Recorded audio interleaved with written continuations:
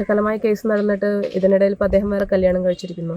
നിലനിൽക്കെ സാമൂഹികമായിട്ടോ മതപരമായിട്ടോ നിയമപരമായിട്ടോ പാലിക്കേണ്ട മര്യാദകളൊന്നും പാലിക്കാതെ കോഴിക്കോട് നിന്ന് രണ്ടാം വിവാഹം കഴിച്ചിട്ടുണ്ട്.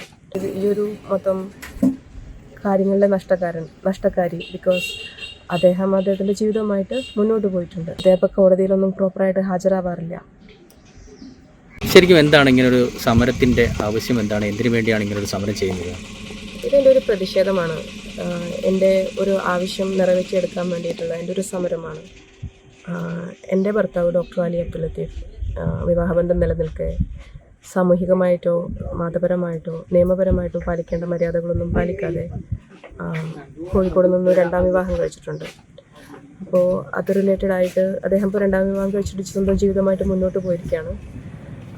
എൻ്റെ സ്വർണം, അതുപോലെ 100 സ്വർണ്ണമുണ്ട്, 15 ലക്ഷം രൂപയുണ്ട്. എൻ്റെ ഞങ്ങൾക്കൊരു 10 വയസ്സുള്ള മകളുണ്ട്. ആ മകളുടെ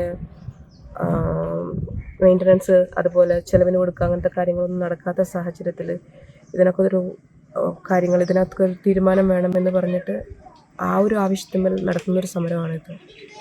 ഇത് കുറേ വർഷങ്ങളായിട്ട് ഇപ്പോൾ കേസ് നടക്കുന്നു എന്നറിഞ്ഞു. പെട്ടെന്ന് എന്താണ് ഇങ്ങനെ ഒരു സമരത്തിലേക്ക് വന്നതിൻ്റെ കാരണം എന്താണ്? കേസ് ഒരു 5 വർഷക്കാലമായി നടക്കുന്നതാണ്. എനിക്ക് 5 വർഷക്കാലമായി കേസ് നടന്നിട്ട് ഇതിനിടയിൽ ഇപ്പോൾ അദ്ദേഹം വേറെ കല്യാണം കഴിച്ചിരിക്കുന്നു. അദ്ദേഹം സുഖമായിട്ട് വേറെ ജീവിതമായിട്ട് മുന്നോട്ട് പോയിരിക്കുന്നു. ഇദ്ദേഹം ഇപ്പോൾ കോടതിയിലൊന്നും പ്രോപ്പറായിട്ട് ഹാജരാവാറില്ല. എന്നെ സംബന്ധിച്ചിടത്തോളം ഇപ്പം ഞാനും മകളും മാത്രമായി ഈ ഒരു മൊത്തം കാര്യങ്ങളിലെ നഷ്ടക്കാരി ബിക്കോസ് അദ്ദേഹത്തിൻ്റെ ജീവിതവുമായിട്ട് മുന്നോട്ട് പോയിട്ടുണ്ട്. അതിനകത്ത് ഒരു ബന്ധത്തിലുണ്ടായിരുന്ന 2 പേർക്ക് എന്താണ് 2 നീതി? ഞാനിപ്പോൾ കോടതികളൊക്കെ കയറി ഇറങ്ങി തന്നെയാണ് ജീവിച്ചുകൊണ്ടിരിക്കുന്നത്. എൻ്റെ മകൾക്ക് ഇപ്പോഴും വേണ്ട റിലീഫുകൾ, എനിക്കും വേണ്ട റിലീഫുകൾ കിട്ടിയിട്ടില്ല.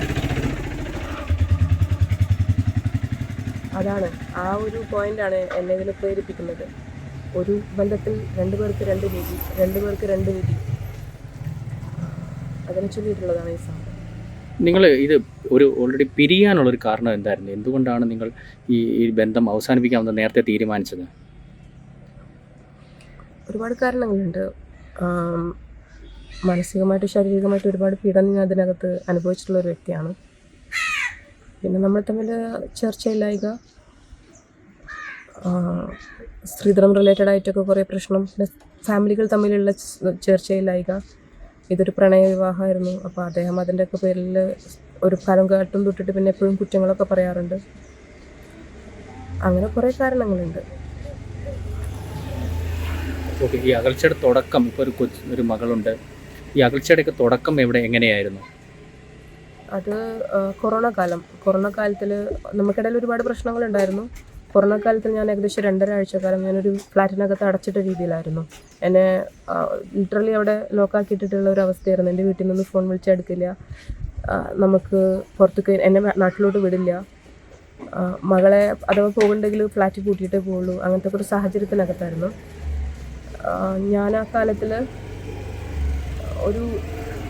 ഞാൻ എൻ്റെ മാനസികമായിട്ട് ഞാനൊരു അനുഭവം പറയാം അതിനകത്ത്. ആ ടൈമിൽ സാഹചര്യം കിട്ടിയിട്ടുണ്ടെങ്കിൽ പോകണം എന്നുള്ള രീതിയിൽ ഞാൻ എൻ്റെ ഒരു സർട്ടിഫിക്കറ്റിൻ്റെ ബാഗും ഒരു ഡ്രസ്സിൻ്റെ ബാഗും നമ്മുടെ കിച്ചണിൽ ഒരു ഷെൽഫ് ഉണ്ടായിരുന്നു, ആ ഷെൽഫിൻ്റെ ബാക്കിൽ ഒളിപ്പിച്ച് വെച്ചിട്ട് സാഹചര്യം നോക്കിയിരുന്നിട്ടുള്ള ഒരു അവസ്ഥ വരെ നമ്മുടെ ലൈഫിലൂടെ കടന്നു പോയിട്ടുണ്ട്.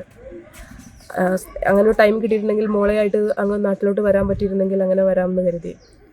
അപ്പോൾ അതായിരുന്നു നമ്മുടെ ലാസ്റ്റ്. ആ സമയത്ത് ബാംഗ്ലൂർ പോലീസിൻ്റെ സഹായത്തോടുകൂടിയാണ് ഞാനിവിടെ എത്തിയത്. ബാംഗ്ലൂർ പോലീസിൽ ഞാൻ ആദ്യം മെയിൽ അയച്ചിട്ട് അപ്രോച്ച് ചെയ്യും, അവരതിന് ശേഷം വീട്ടിൽ വന്നിട്ടുണ്ടായിരുന്നു. അപ്പോൾ ആ സമയത്ത് ഇദ്ദേഹം പറഞ്ഞു നമ്മൾ കൊണ്ടാക്കി തരാം എന്ന് പറഞ്ഞതിന് തുടർന്നിട്ട് പിന്നെ അത് നടന്നില്ല. അതിന് ശേഷം ഒരു ദിവസം ഒരു രാത്രി ഞാൻ ഫ്ലാറ്റിനകത്തു നിന്നും ഇറങ്ങുമായിരുന്നു, മോളെ എടുത്തിട്ട് ഇറങ്ങി ഓടുക ചെയ്തിട്ടുണ്ടായിരുന്നത്. അപ്പോൾ മോളെ അദ്ദേഹം ബലമായിട്ട് പിടിച്ച് അകത്ത് കൊണ്ടുപോയി. പിന്നെ ഞാൻ താഴെ പോലീസിൻ്റെ അടുത്ത് ചെന്നു. അവിടെ താഴെ ഒരു അമ്പലത്തിലൊരു ഫംഗ്ഷൻ നടക്കുന്നുണ്ടായിരുന്നു.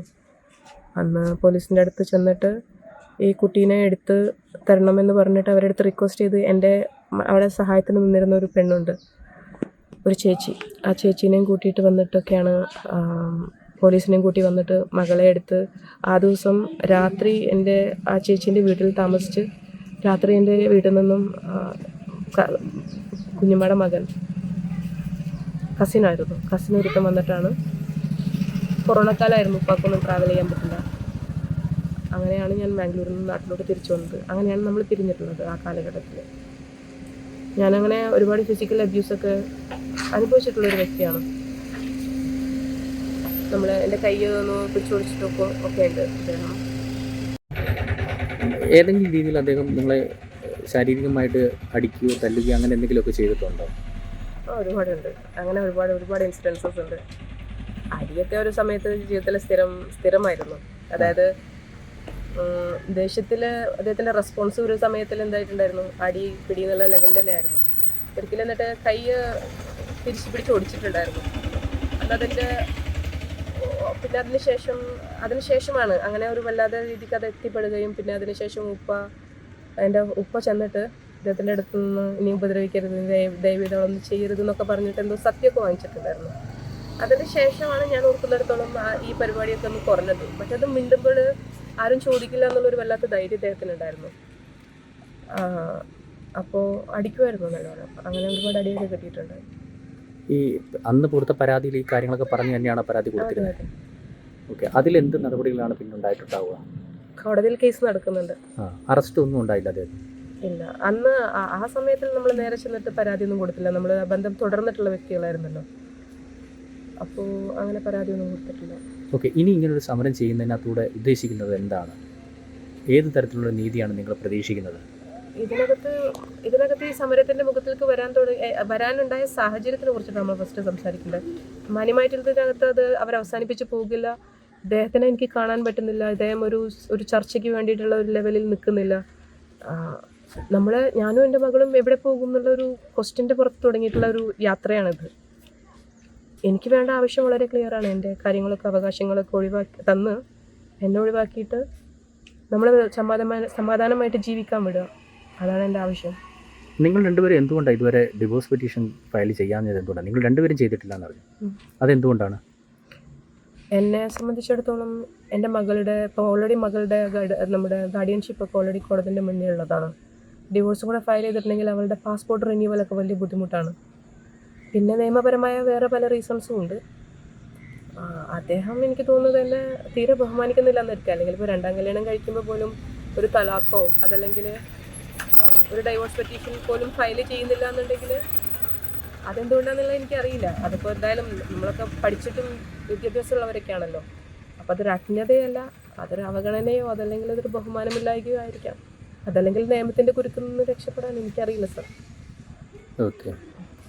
ഓക്കെ, ഇനി എന്താണ് ഉണ്ടാകുമെന്നാണ് നിങ്ങളുടെ ഒരു പ്രതീക്ഷ? ഈ ജനപ്രതിനിധികളുടെയൊക്കെ ഒരു സപ്പോർട്ട് കിട്ടിത്തുടങ്ങിയിട്ടുണ്ടോ? എനിക്കറിയില്ല. ഞാൻ എൻ്റെ ഭാഗത്തു നിന്നും എല്ലാ ഭാഗത്തും മാന്യമായിട്ടും സമാധാനപരമായിട്ടും പലതരത്തിലും ഞാൻ ശ്രമിച്ചു. ഇപ്പം ഞാനൊരു സമരത്തിൻ്റെ മുഖത്തിലോട്ട് വന്നിട്ടുണ്ട്. ഇനി ഞാൻ സമരം കനപ്പിക്കും. ആവശ്യമെങ്കിലും ഞാൻ നിരാഹാരം കിടക്കും. ഇതിനകത്തൊക്കെ ആരാണ് ജനപ്രതിനിധികളോ സാമൂഹികമായിട്ടുള്ളതോ മതപരമായിട്ടുള്ളതോ ഏതെങ്കിലും ലീഡേഴ്സ് ഇൻവോൾവ് ചെയ്ത് ഞാൻ പറയുന്ന സത്യങ്ങൾ മാത്രമാണ്. ഇതിനകത്ത് ആരാണോ ഇൻവോൾവ് ചെയ്തിട്ടുള്ളതെങ്കിലും വേണ്ടില്ല, എനിക്ക് വേണ്ടി വരുത്തരുന്ന നീതി എനിക്ക് വാങ്ങിച്ചു തരും. അതാണ് എൻ്റെ ആവശ്യം. ഇപ്പോൾ ഒരു ഡോക്ടറാണ്, ഒരു ഇൻസൾട്ടുകൾ പല സ്ഥലത്തു നിന്ന് നേരിടുന്നുണ്ടാവും, പരിഹാസങ്ങൾ നേരിടുന്നുണ്ടാവും. ഇങ്ങനെ ഒരു സമരത്തിന് ഇറങ്ങാൻ പോകും. കുഴപ്പമില്ല സാർ. ഇപ്പം അത് കുഴപ്പമില്ല. ഇപ്പോൾ സമൂഹം എന്ത് പറഞ്ഞു എന്നുള്ളതിനെ ഒരുപാട് എനിക്ക് ചിന്തിക്കാൻ പറ്റില്ല. മകളുണ്ട് ഒരാൾ. അത് കഴിഞ്ഞിട്ട് കുഴപ്പമില്ല, ഇതെല്ലാം ഞാൻ നേരിടാൻ റെഡിയാണ്. ഇപ്പോൾ ഇതിലേക്ക് ഇറങ്ങുന്ന സമയത്ത് പല സെറ്റ് ബാക്സും ബാക്ക്ലാഷസും ഒക്കെ ഉണ്ടാകും എന്നുള്ളത് നമുക്ക് ചിന്തിക്കാവുന്നതല്ലേ ഉള്ളൂ.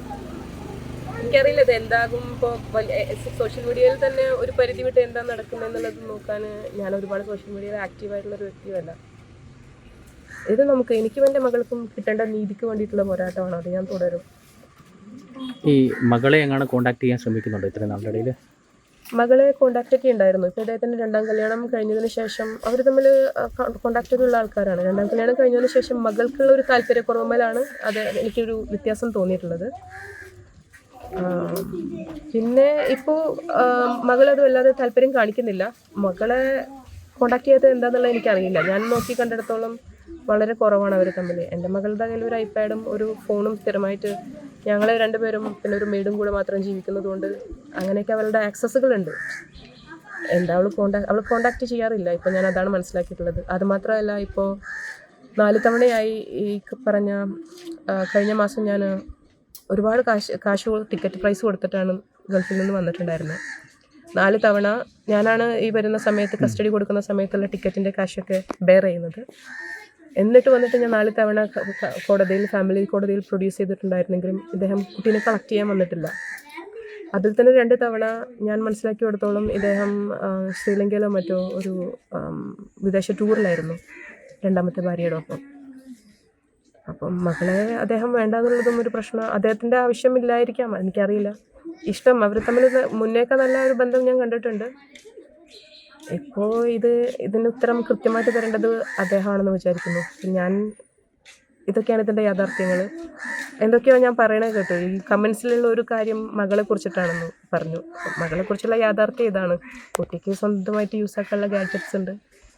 മാത്രമല്ല 10 വയസ്സായ കുട്ടിയാണ്. ഇപ്പം നമ്മൾക്ക് ഇങ്ങനെയൊക്കെ പറഞ്ഞ് കുട്ടീനെ അങ്ങനെ പിടിച്ചു നിർത്താനുള്ള പ്രായമൊക്കെ കഴിഞ്ഞിട്ടുണ്ട്. സ്വന്തമായ അഭിപ്രായങ്ങളൊക്കെ അവർക്ക് ഇപ്പം തന്നെ ഉണ്ട്. എൻ്റെ മോളൊക്കെ അങ്ങനെയാണ്. She is bold enough. Okay.